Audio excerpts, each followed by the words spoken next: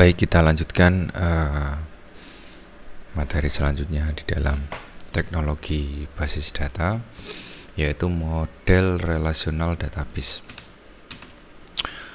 Model basis data relasional itu pertama kali diusulkan pada tahun 1970 oleh Edgar Cote, seorang peneliti di laboratorium penelitian San Jose, Amerika Serikat. Sehingga saja itu model basis data relasional memainkan peranan yang sangat penting dalam perancangan basis data. Jadi database relasional itu diusulkan pada tahun 1970 di Amerika Serikat karena mungkin secara data memang sudah sangat kompleks, maka dibentuklah data yang relasional. Ada beberapa alasan mengapa model basis data ini dapat cepat diterima, antara lain struktur model basis datanya dan kebebasan data memungkinkan kita untuk memandang data secara logika daripada secara fisik.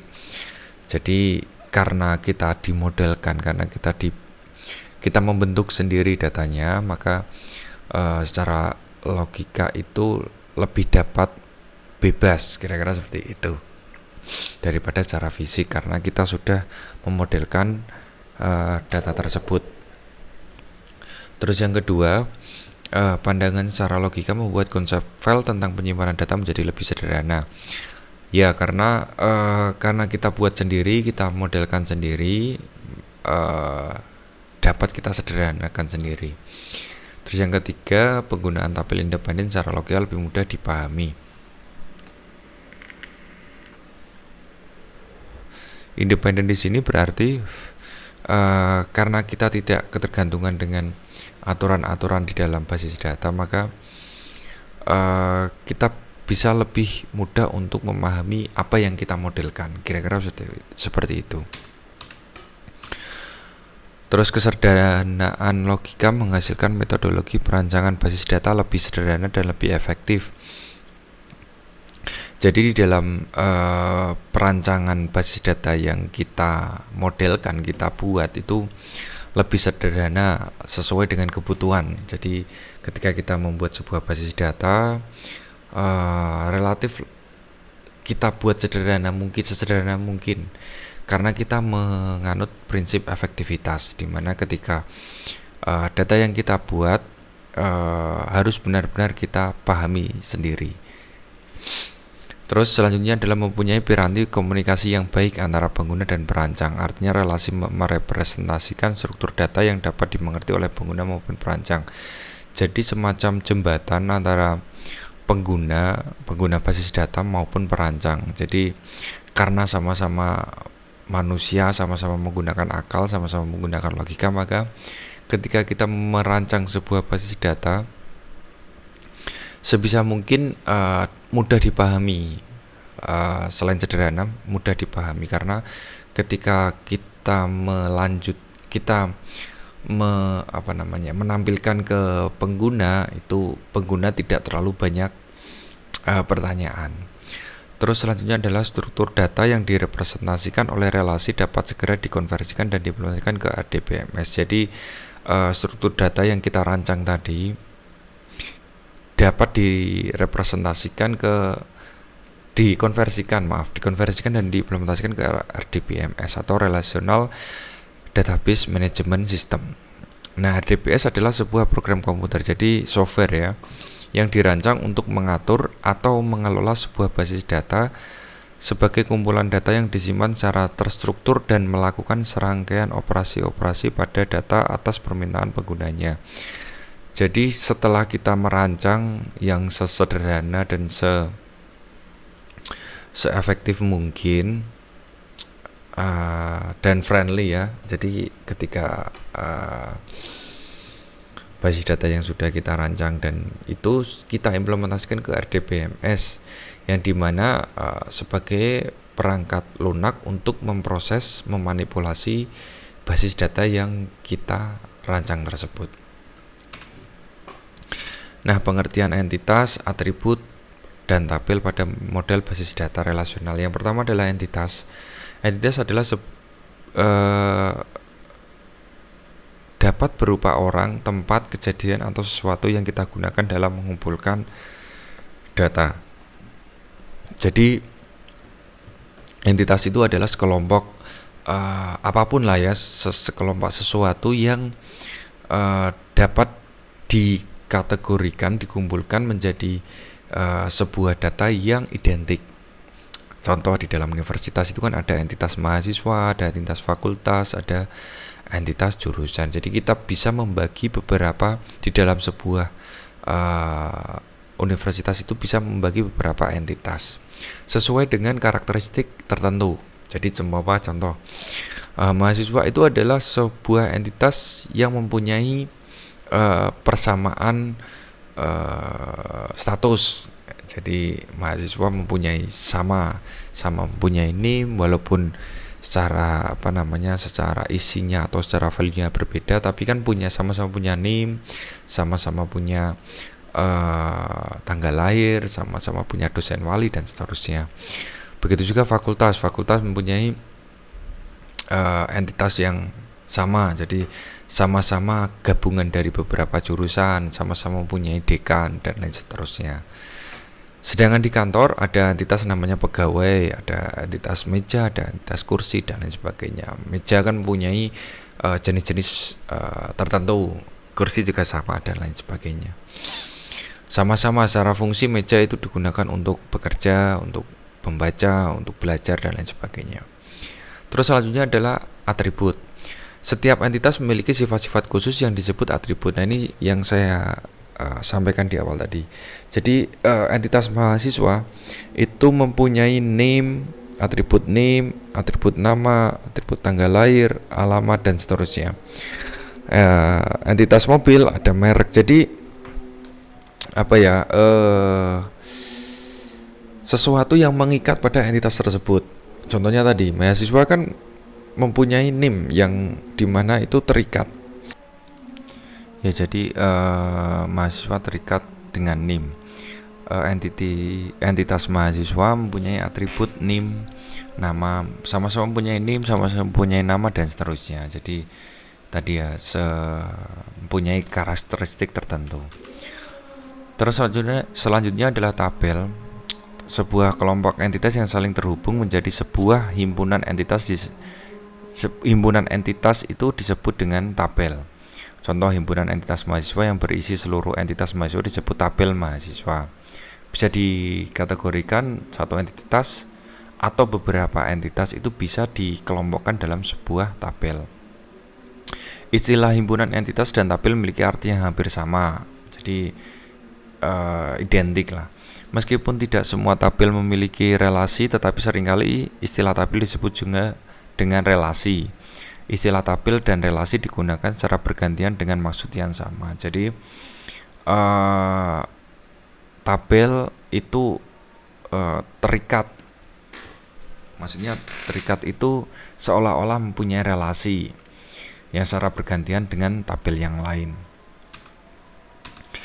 Nah, ini contohnya suatu tabel dengan nomor fieldnya nomor mahasiswa, nama, alamat, IPK dan lain sebagainya. Isinya adalah ini. Jadi kalau kita gambarkan adalah ini adalah atribut, atau di dalam di dalam tabel itu bisa dinamakan field, nama-nama field. Terus ini isinya ini kalau di di Excel kan bisa dinamakan sebuah baris, bisa dinamakan tabel atau record. Jadi di dalam tabel itu mengandung atribut dan tabel atau field dan record. Kalau di Excel ada kolom dan baris, kira-kira seperti itu. Nah, gabungan ini adalah berelasi, namanya relation, kira-kira seperti itu. Nah, untuk penjelasannya, sebuah tabel seolah-olah merupakan struktur dua dimensi yang terdiri baris dan kolom tadi ya, memiliki baris dan memiliki kolom. Setiap baris atau tabel atau record mewakili sebuah entitas, karena dia satu kesatuan. Setiap kolom mempunyai atribut dan memiliki nama yang jelas. Jadi kolomnya itu harus mempunyai mempunyai nama yang jelas dan bisa diartikan sebagai sebuah atribut. Setiap perpotongan baris dan kolom mewakili nilai sebuah data. Jadi perpotongan baris dan kolom mewakili sebuah data. Jadi contohnya kalau seumpama ini berarti ini satu kolom berarti kolom nomor, ini mempunyai satu kolom nama. Baris ini adalah datanya Priyani, kira-kira seperti itu. Terus setiap tabel harus memiliki primary key yang dikenali secara unik untuk setiap baris. Primary key itu kunci utama.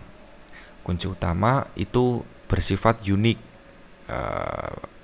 untuk setiap baris. Jadi untuk membedakan antar baris itu dibuatlah sebuah atribut baru yang berekstensi primary key.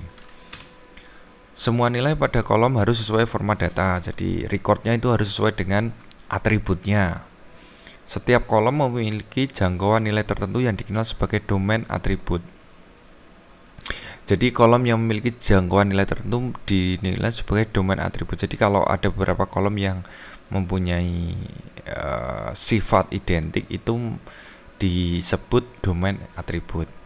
Setiap baris membawa informasi yang menggambarkan satu kejadian entitas. Jadi baris atau isinya atau recordnya atau tapelnya itu harus menggambarkan satu atribut dalam sebuah entitas. Urutan-urutan baris dan kolom bukan hal yang penting untuk DBMS.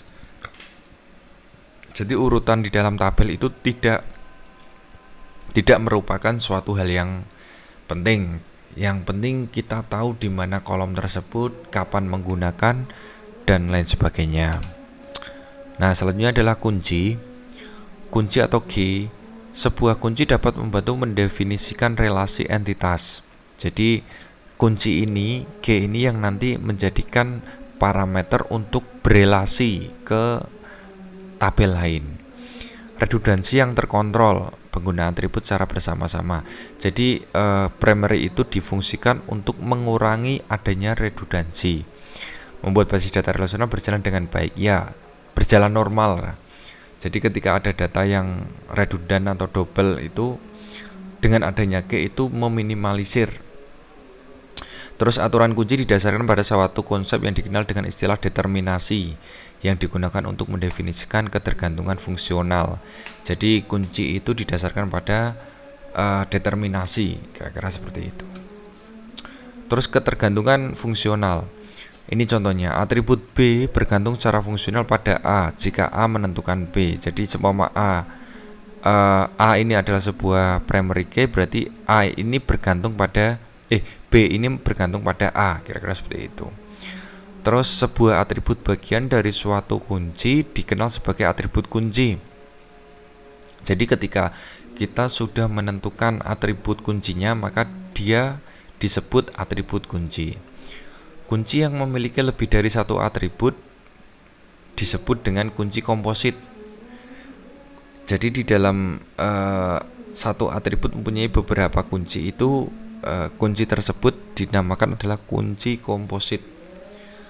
Terus ada lagi analoginya, jika atribut B bergantung secara fungsional pada kunci komposit A, tetapi tidak terdapat pada salah satu kunci komposit tersebut, atribut B bergantung penuh secara fungsional pada A. Jadi contohnya adalah B ini bergantung secara fungsional pada komposit A. A ini adalah suatu kunci komposit, maka dia B itu akan bergantung penuh secara fungsional pada A. Atribut B itu akan bisa bermakna atau bisa berfungsi ketika atribut A itu ada. Jika atribut A itu tidak ada, maka dia akan tidak berfungsi. Makanya ketergantungan penuh. Nah, contoh-contoh model-model dari G itu ada beberapa. Ada super G, ada candidate G, ada primary G, ada secondary G, ada foreign G. Super G itu adalah sebuah atribut secara unik mengenali setiap entitas dalam sebuah tabel. Candidate G, sebuah super G atau beberapa super G yang dapat dijadikan calon kunci yang dipilih. Jadi dia adalah turunan dari super G. Sedangkan primary G yaitu kandidat key yang terpilih untuk mengenali secara unik seluruh nilai atribut pada sebuah baris, tidak boleh kosong. Jadi primary key adalah turun dari kandidat key. Terus secondary key, sebuah atribut atau kombinasi atribut secara paksa digunakan untuk tujuan pengambilan data. Terus selanjutnya adalah foreign key, sebuah atribut atau kombinasi atribut pada sebuah tabel yang merupakan primary key pada tabel lain, berfungsi untuk menghubungkan tabel. Jadi foreign key di sini dia berada di tabel lain yang nantinya akan terhubung atau terrelasi ke primary key di tabel yang lain juga. Jadi semua primary key-nya di tabel A, ini foreign key-nya di tabel B. Jadi dia akan merelasi dengan primary key di tabel A. Kira-kira seperti itu. Nah, ini contohnya. Jadi kita mempunyai dua tabel, yaitu tabel siswa dan tabel wali ya. Nah, di tabel siswa ini primary key-nya adalah no MHS atau nomor mahasiswa atau NIM ya di sini. Terus foreign key-nya adalah kode wali di sini. Jadi primary key tadi di awal di penjelasan saya sudah sampaikan bahwa primary key dia adalah unique. Nah, sedangkan foreign key itu akan mengacu atau berelasi ke primary key di tabel lain. Nah, ini contohnya adalah tabel dosen. Tabel dosen di sini ada kode wali, nama, NIP, pangkat, dan jabatan. Nah, di dalam tabel wali di sini itu mempunyai primary key kode wali dan tidak ada foreign key-nya. Jadi di dalam tabel wali ini berelasi dengan tabel siswa dengan menggunakan atribut kode wali.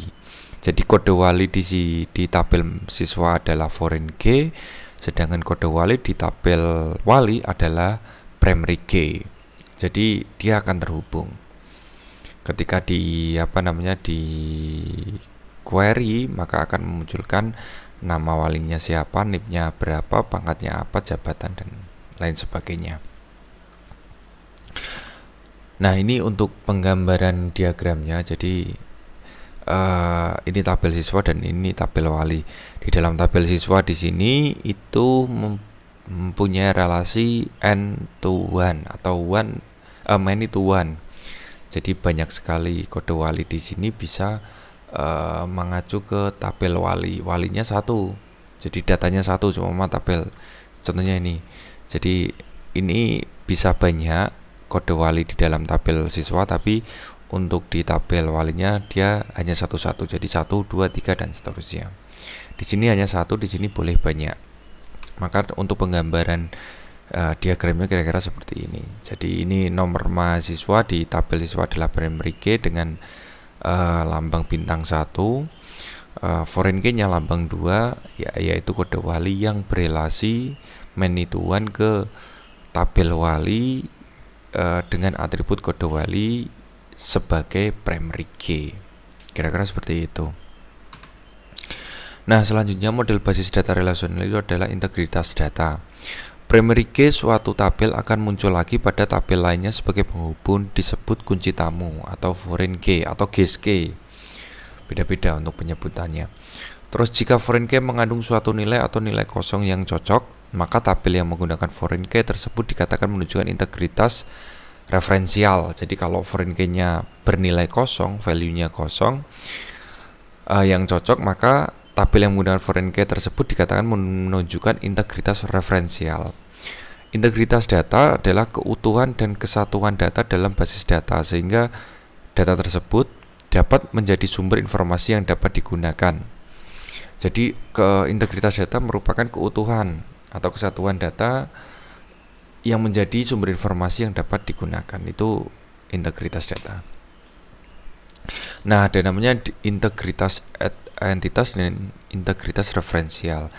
Integritas entitas di sini syaratnya adalah seluruh entitas bersifat unik dan tidak ada primary key yang bernilai kosong. Jadi entitas tersebut syaratnya menjadi integritas entitas adalah primary key-nya tidak boleh bernilai kosong, karena kalau kosong dan redundan berarti itu tidak mempunyai integritas entitas. Tujuannya adalah menjamin setiap entitas memiliki identitas secara unik dan meyakinkan bahwa nilai setiap foreign key pasti mereferensi nilai primary key secara tepat. Makanya tidak ada redundansi, kira-kira seperti itu. Terus ada lagi integritas referensial. Syaratnya adalah foreign key dapat bernilai kosong sejauh bukan merupakan bagian dari primary key, tabel atau memiliki nilai yang sesuai dengan nilai primary key dari suatu tabel yang terhubung. Jadi integritas referensial di sini mengacu pada foreign key-nya. Foreign key itu dapat bernilai kosong yang sejauh bukan merupakan bagian dari primary key lain. Jadi dia berdiri sendiri. Tujuannya adalah membuat nilai suatu atribut yang berhubungan tidak memiliki nilai salah. Kira-kira seperti itu. Jadi integritas entitas dan integritas referensial. Contohnya seperti ini. Jadi di sini ada customer dan ada agen. Jadi customer di sini primary-nya adalah cus code di sini, foreign-nya adalah agen code di sini. Nah, di tabel agen itu primary-nya adalah agen code di sini yang terhubung ke ini. Nah, bernilai kosong di sini tidak masalah, berarti ini tidak akan bisa diambil. Tetapi secara integritas forensialnya itu tidak bisa terhubung dengan agen, tapi tidak ada masalah.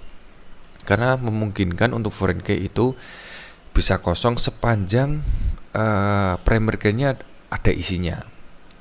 Kira-kira seperti itu.